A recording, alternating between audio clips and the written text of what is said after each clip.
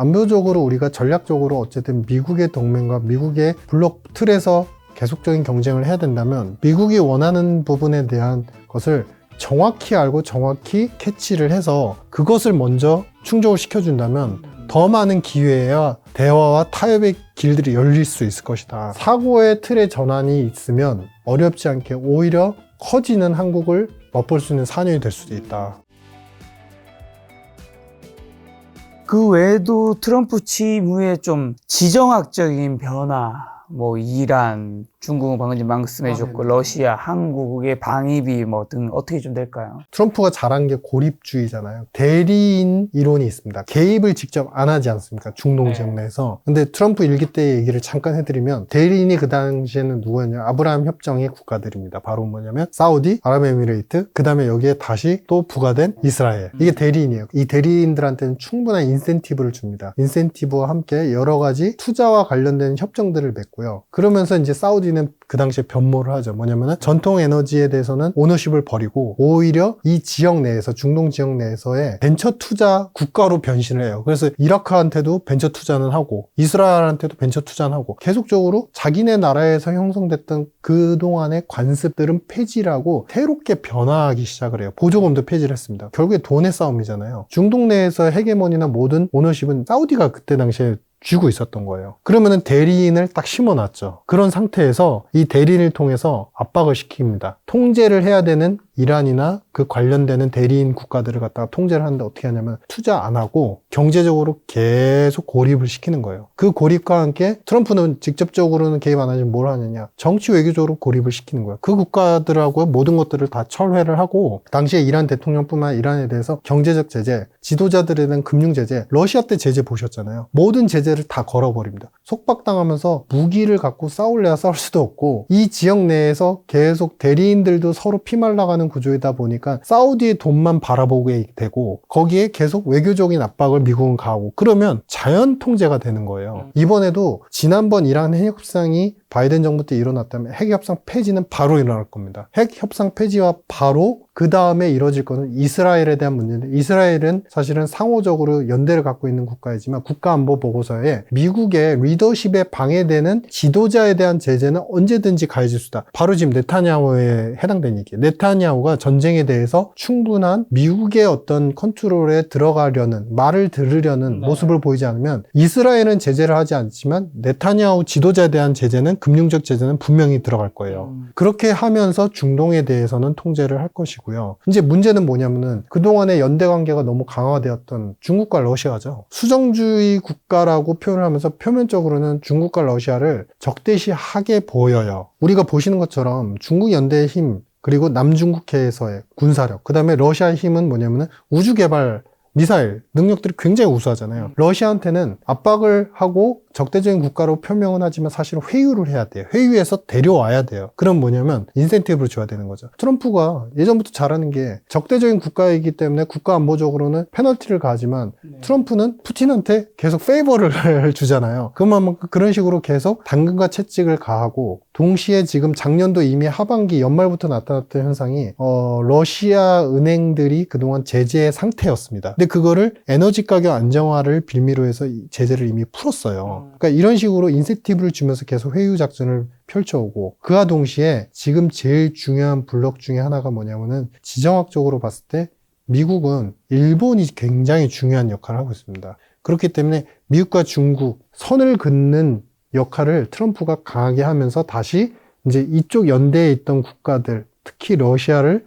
회유를 시키고 일본과의 어떤 안보적인 협약 관계를 더 강화시키면서 소위 말하는 트럼프식 제국주의가 형성이 될 것이다. 이 제국주의는 이제 뒤에 땅과 관련된 영토 싸움에서 말씀을 드리겠지만 인센티브를 충분히 주고 이 제국주의에 들어가 있는 국가들이 미국의 이익을 준다고 한다면 충분히 경제적으로 도움을 주게 하는 혜택을 받게 하는 그런 제국주의 형태로 변모해 나갈 것이다. 말씀하신 그 땅과 관련된 트럼프의 다른 국가 영토 획득 목적과 그거 좀 추가적으로 더 얘기해 주신다면요. 그러니까 이게 사실은 이제 요즘에 캐나다하고 파나마우나 그다음에 뭐 그린랜드 얘기가 있잖아요. 근데 이게 다 다 인과관계가 있습니다. 캐나다 같은 경우는 1930년도에 웨스트민스터 헌장으로 독립이 됐는데 그때 당시까지 그 전까지 그러면 누가 지배했었냐면은 영국 지배에 있었어요. 근데 영국 지배에 있을 때 영국 제국주의 때 캐나다가 되게 중요한 땅이었어요. 왜냐하면 자원이 너무 많아요. 자원이 많고 희토류도 되게 많아요. 중국 못지않게 많아요. 양은 그보단 적지만 네.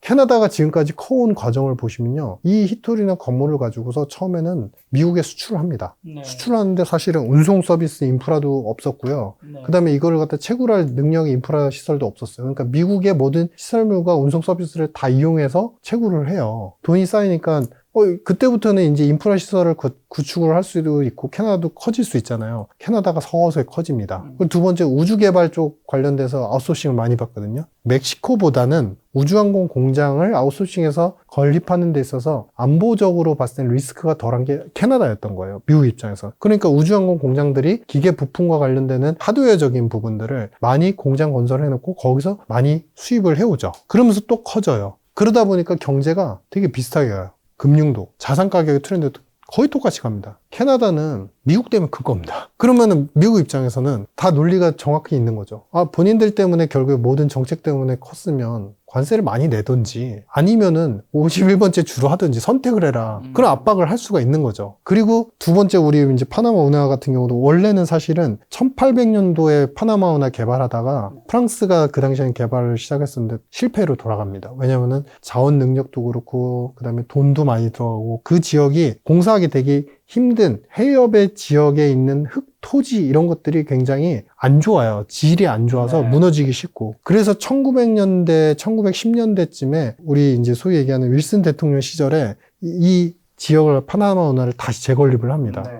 그러면서 미국인들도 되게 많이 죽고 프랑스인들도 되게 많이 죽었는데 미국인들만 해도 거의 2만여 명 이상 죽었거든요. 미국 조상들이 다 죽어서 건설을 해놓은 거예요. 알고 보니까 이제 파나마 공화국들이 있는데 그 근처에 있는데 미국이 건설해놓고 자꾸 운송료 통제하려고 하고 여기 법안들 자꾸 만들려고 간섭을 하네요. 그렇게 이제 따진 거예요. 지미 카터 대통령한테. 지미 카터 대통령한테 따지니까 이제 그 당시의 트렌드는 뭐냐면 1910년대는 10년대였는데 영국, 대영제국의 식민지의 어떤 패턴들이 무너지면서 패권이 슬슬 이제 미국으로 가는 국면이었거든요. 그 전에 대영제국은 유명했잖아요. 해가 지지 않는 나라. 영국 제국주의는 항상 나빠요. 어떻게 나쁘냐면 진출을 해서 그 지역에 영연방 제국이 있고 자치령이 있고 속령이 있고 보호령이 있는데 식민지까지 있습니다. 근데 진출을 하면 그 지역의 노동자들을 그리고 인프라도 그 지역의 거를 써요. 자원도 그걸 써요. 네. 그렇게 해서 수익을 창출하고 그리고 다 뺏고 오히려 국민들한테는 또 세금을 걷어요. 탈취 작전이에요. 네. 그러니까 대의명분적으로 계속 나라는 영토는 커지지만 비난이 있었고 그와 반대로 이제 지미 카터 같은 경우는 대의명분을 지키겠다라는 판단 아래 파나마 공화국에 이 지역을 넘겨주게 되는 것이죠. 그러니까 이 얘기를 이제 말씀드리는 건 뭐냐면 트럼프의 입장에서도 이 지역들을 가져오거나 되찾거나 사겠다라는 거는 논리는 있습니다. 그런데 이 행태가 뭐냐면 어찌됐든 2000년대 이후로는 있었던 적도 없어요. 1950년대 이후부터는 네. 사실은. 근데 1910년대 이제 16세기, 18세기 요 사이에 많이 발생했던 남의 땅 사와서 영토 만들기 이런 것들이 다 영국 제국주의, 영국이 프랑스랑 전쟁하고 그런 제국주의 시절에 나타났던 네. 현상들이에요. 그러면 트럼프는 다시 제국주의적 형태의 그 땅 사는 기법을 통해서 이제 영토를 넓히려고 하는 것이고 그러면 그 취지를 우리가 생각해 보셔야 되는 게 핵심은 힘이 필요하고 도움이 필요하다라는 거예요. 그런데 그전하고 그러면은 영국과 다른 것은 뭐냐면은 영국은 탈취하는 제국주의 형태라고 했다면 중국의 힘을 더 이상 자원의 힘을 더 이상 빌리지 않으려는 상태에서는 우리가 경험했던 것처럼 미국만의 자원 가지고는 부족해요. 그러면은 자원이 있거나 항로, 지정학적, 안보적으로 유리한 국가들의 땅은 계속 매입을 하면서 여기에 가장 최우선의 국가안보 전략보고서의 최우선의 과제는 미국은 안보라고 그랬잖아요. 안보적 이익에 충분히 기여할 수 있는 국가들한테는 경제적으로 베너핏을 주는, 즉 네. 미국 시장에 와서 잘 팔게 해주는. 그러면 그거랑 옛날 영국 제국주의는 뭐가 달라요? 영국은 시장이 작았어요. 오히려 영국은 잡아먹으면서 커졌고요. 오히려 다른 지역에서의 시장이 소비 시장이 더 컸지만 미국은 이미 소비 시장이 커져 있는 상태지 않습니까? 그렇기 때문에 이 시장에 진출할 수 있게끔 만들어주는 그런 인센티브를 줄 수 있다. 이렇게 보여집니다. 트럼프 이전에 이제 바이든이었잖아요. 이제 새로운 대통령이 임기를 시작하면 이전의 정권의 정책들을 다르게 굉장히 많이 하는데 그대로 승계할 바이든 정책은 좀 어떤 것들이 좀 있을까요? 바이든의 정책 중에서 사실 트럼프는 우리가 손 안 대고 코 푼다고 얘기하잖아요. 그러니까 트럼프 입장에서는 되게 편하네요. 왜냐하면 일단 기본 새 행정부가 시작이 됐으니까 바이든 때 한 6조 8천억 달러 정도가 연간 예산이었거든요. 근데 아마 7조 달러는 책정을 할 겁니다. 근데 중요한 건 그게 있어요. 우리가 BBB 법안이라고 해서 더 나은 미국 재건법이라고 해서 거기에서 이제 코로나 관련되는 구조계획법이 있었고요. 바이든 때 또 뭐가 있었냐면 일자리 계획법이 있었는데요. 일자리 계획법에 일자리 창출하고 인프라 건설이 들어갑니다. 그리고 세 번째가 뭐냐, IRA, 우리 소위 잘 아시는 IRA법이 있는데 중요한 거는 일자리 계획하고 그 다음에 소관에 들어간 인프라 확충 요 예산을 바이든이 다 안 쓰고 갔어요. 예산 책정된 건 얼마인데 한 10년 동안 거의 한 2조 달러 이상 됩니다. 근데 쓴 금액은 얼마인데 한 1조 달러 정도 밖에 안 썼습니다. 그러면 뭐냐면은 1조 달러 이상의 금액을 그 예산을 그대로 쓸 수가 있어요. 그리고 트럼프 입장에서는 새 행정부가 이제 건립이 됐으니까 새로운 인프라 투자 법안을 또 가져올 수 있잖아요. 사실 2017년도에 토모카크에서 오래된 교란 건설이나 이런 거 이제 다시 새로 지려면 최소 10년간 4조 달러 필요하다고 했거든요. 아주 쉽게 말씀드리면 바이든 예산 거 끌어당기고 그 다음에 자기가 새로 측정한 예산 갖다 쓰면은요 오히려 제일 많이 쓸 수 있는 대통령이 되는 거예요. 바이든이 밑밥은 깔아놨지만. 그렇기 때문에 이런 정책은 그대로 계승할 거다. 다만 IRA와 관련되는 이제 세액공제라든지 보조금 관련되는 것들은 상당히 축소, 저는 철폐로는 보지 않습니다. 축소할 것이다. 왜냐하면 그 지역 내에서 공장과 일자리들이 너무 많아서 지금 공화당 의원들도 그걸 완전히 없애야 되는 거에 대해서는 반대가 심해요. 트럼프 입장에서는 그대로 계승할 거는 예산이고 그리고 거기에 새롭게 인프라 투자를 하고 거기다 TCJA라고 해서 세율 인하와 함께 일자리 창출 정책을 또 다른 예산으로 만들 수가 있기 때문에 지금 트럼프 입장에서는 굉장히 좋은 기회를 미국 경제를 또 호황으로 만들 수 있는 좋은 기회를 이제 맞이하고 있다 이렇게 보여집니다. 그렇다면 트럼프 시대의 수혜주가 될 수 있는 주식은 미국에서는 어떤 섹터가? 이거는 되게 중요한 이슈인데요.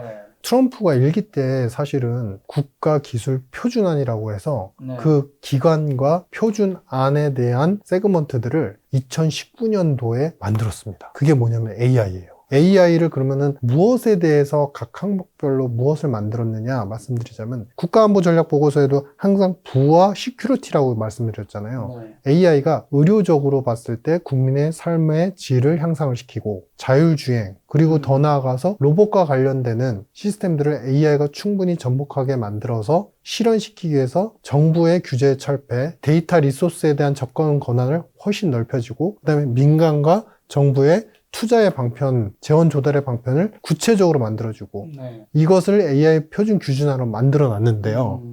그리고 나서 코로나가 터진 겁니다. 그러니까 사실은 AI가 바이든 시절부터 많이 커졌다고는 하지만 하드웨어적으로 그건 민간에서의 직접적인 자체적인 투자와 함께 기술 개발이 엔비디아를 중심으로 하드웨어적으로 일어난 거고요. 지금 사실상 소프트웨어적으로는 아직 자리 잡은 기업도 없어요. 물론 팔란티어나 이런 기업들은 최근에 수주를 하고 있지만 이제 미국은 AI 관련된 소프트웨어 서비스업은 이제 시작이다. 그게 구체화되면요. 아마 트럼프는 굉장히 스마트하고 혁신적이잖아요. 아마 AI 관련된 소프트웨어 기업들도 새로운 밸류에이션의 잣대들의 망이 열릴 것이다. AI가 핵심이고 그 중에서도 AI 이제 하드웨어보다는 소프트웨어 쪽이라는 의미인 건가요? 네, 맞습니다. 뭐 다른 쪽은 안 봐도 되는 건가요, 섹터들은? 다른 쪽도 당연히 보셔야 되고요. 그러니까 AI 표준안이 이제 들어갔기 때문에 AI 소프트웨어 산업은 충분히 좋아지고 그 중에서도 구체적으로 보면 AI 의료 쪽. 의료 쪽에서도 정확히 얘기하면은 우리가 AI 의료를 통해서 진단 많이 하잖아요. 근데 최근에 이제 빅파마들 실제 업계에서 요구하는 걸 들었는데 빅파마들 입장에서 요구하는 건 뭐냐면 바이오 마커의 디텍팅이에요.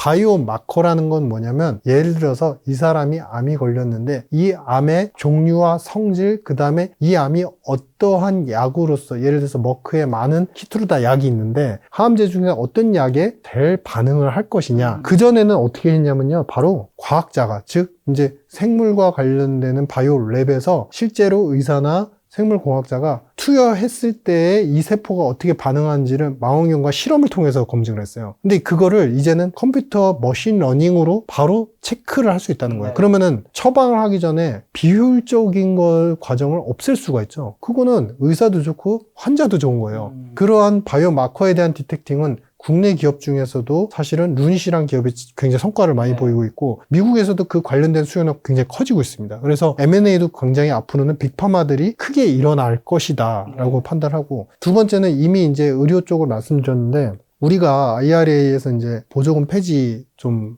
불안해 하시잖아요. 근데 그쪽 부분에만 너무 빠져 계시지 마십사 하는 게, 국가의 안보 전략 보고서에서 일기 때도 힌트를 줬던 게 미국의 기간산으로 바이오를 얘기를 해요. 그러니까 바이오를 정확히 표현하면은 어떻게 문구가 들어가냐면은 게놈 프로젝트의 완성, 그다음에 플랫폼화. 이것은 국가적인 국민들의 삶의 질과 생명의 수단에 직결되기 때문에 이것을 더 활성화하고 인프라 생명공학의 서비스를 갖다가 확장시킨다. 그를 위해서 충분히 기여할 수 있는 많은 국가나 기업, 민간 연구소 등에는 보조금을 지급할 수 있다라고 얘기를 해요. 즉, 이 얘기는 뭐냐면 AI 기반의 하드웨어적인 반도체 전반적인 트렌드는 어느 정도는 유지가 되고, 거기서 제일 많이 살아남는 거는 AI 소프트웨어 산업들은 새로운 밸류에이션의 잣대까지 매여지면서 굉장히 폭발적인 성장을 하고, 마지막 세 번째, 이것이 결국에 하나의 카테고리 산업을 굳이 꼽자면 바이오 산업이 큰 어떤 혜택을 우리가 볼 수 있을 것이다. 기회가 될 수 있을 것이다 라고 판단합니다. 그런 측면에서 이 책에서 미국과 중국 모두 향후 국가적 핵심 산업으로 바이오 산업을 주목하고, 트럼프 대통령 2.0 시기에도 바이오 산업에 대한 보호미 육성 전략은 보다 강화될 것이다. 그런 거에서 한국 바이오 산업도 조금 잘 될 수 있는 가능성이 있는 건가요? 맞습니다.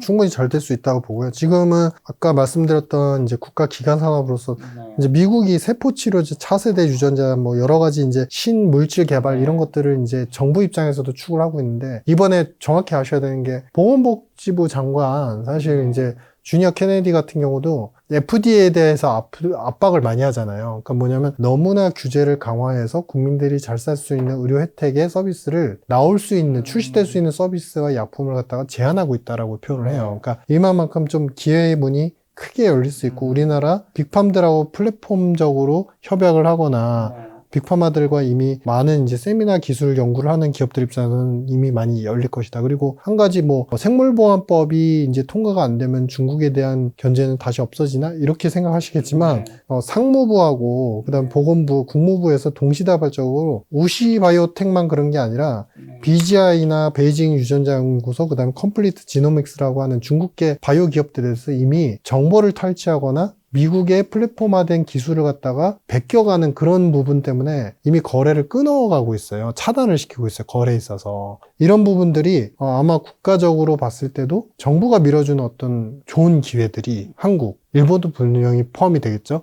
여기서 경쟁을 하면은 충분한 기회를 얻을 수 있지 않을까라고 생각합니다.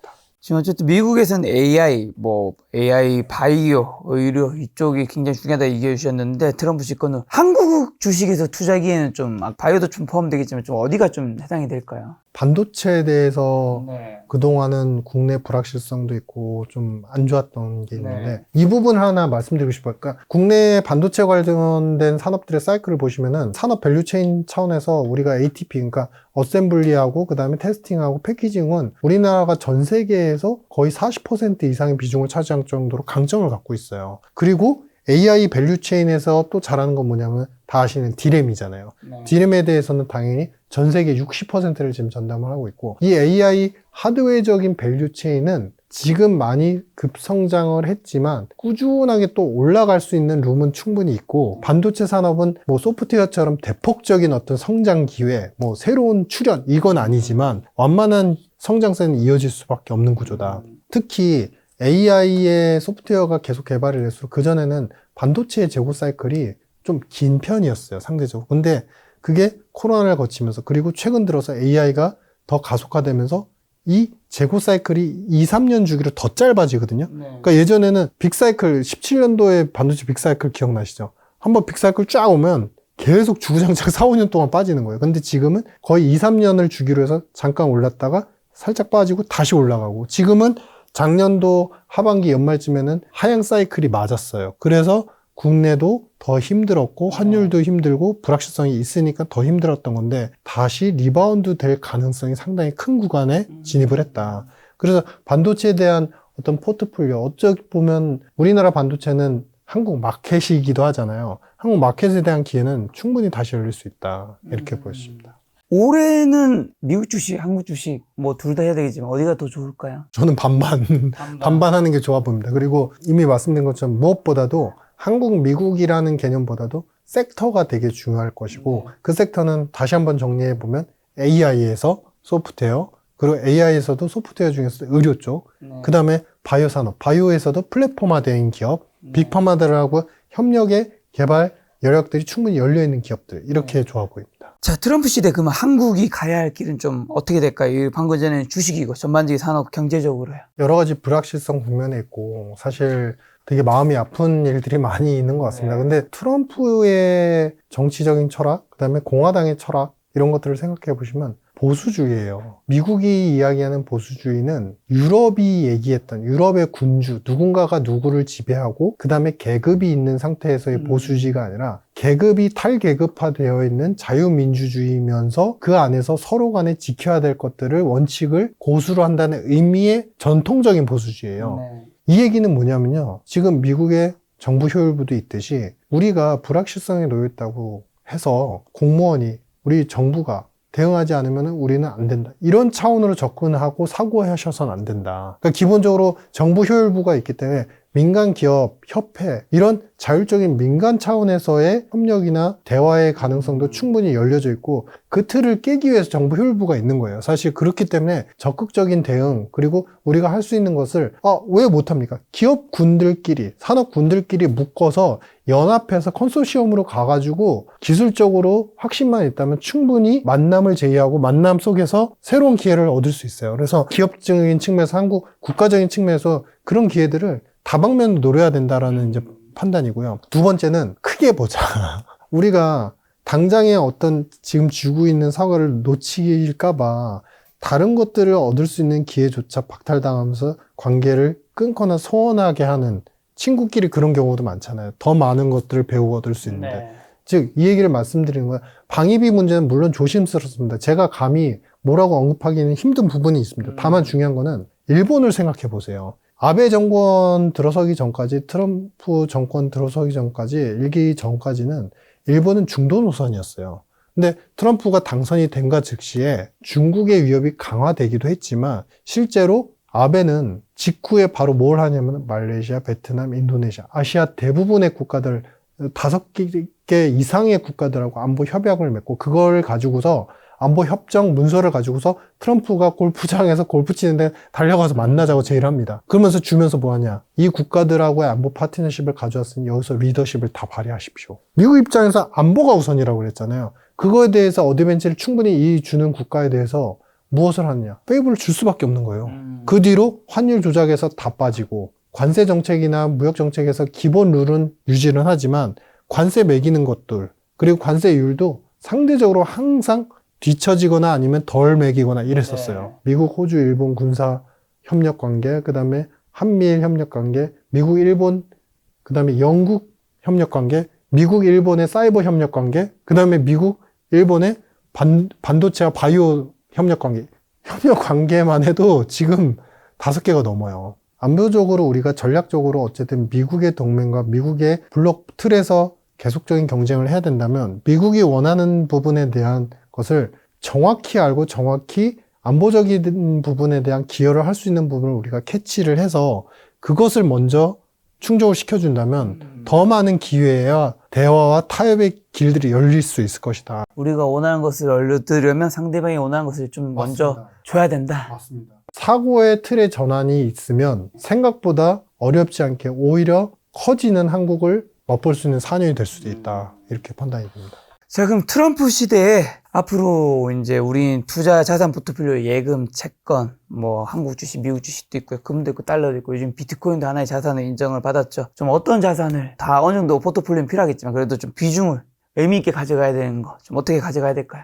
저는 이제 금과 달러는 피크 아웃 했다고 보고요. 네. 일단은 제 개인적인 추정으로는 미국이 리플과 그다음에 이더리움에 대한 현물 ETF를 승인할 걸로 생각을 합니다. 네. 비트코인 U, 그러니까 암호화폐 쪽에서의 붐업은 더 강화될 거고 ICO, 뭐 이건 재미난 얘기인데요. 그냥 과거에 있었던 얘기 하나만 해드리니까 트론 아세요 혹시? 트론이요? 네, 트론이라고 그 암호화폐 있잖아요. 중국에서 만들어진 모르겠어요.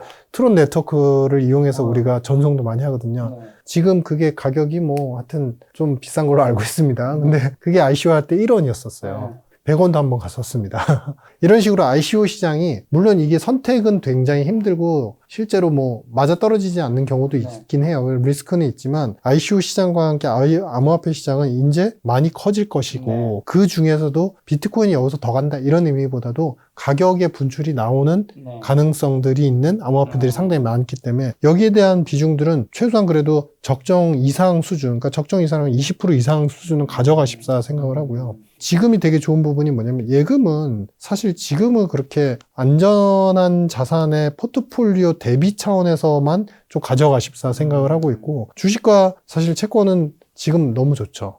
둘 다 거의 비슷한 비중으로 가셔도 인플레가 가속화되고 금리가 오를 것이다. 오히려 기준금리를 못 내린다는 관점에서 지금까지의 채권의 금리가 형성이 됐다면 반락밖에 안 남았다. 채권은 사면은 일단은 언제가 됐든 수익은 충분히 날 수 있는 구조이다. 주식은 전체적인 ETF나 지수를 가져가기보다는 한국, 미국 동일하게 그것보다는 섹터를 잘 고르고 기업을 잘 선택해야 된다.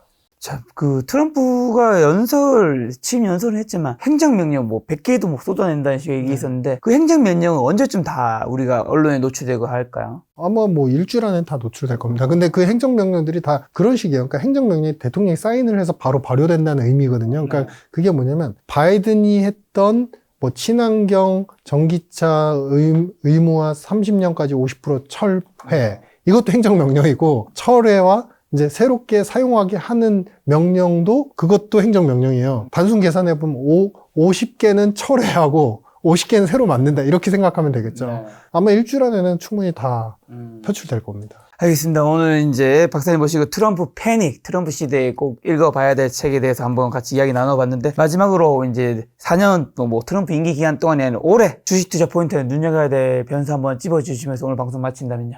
부정의 시각을 제거하자. 그러니까 실제를 보면 트럼프는 굉장히 논리적이고 예측 가능한 범위에 있습니다.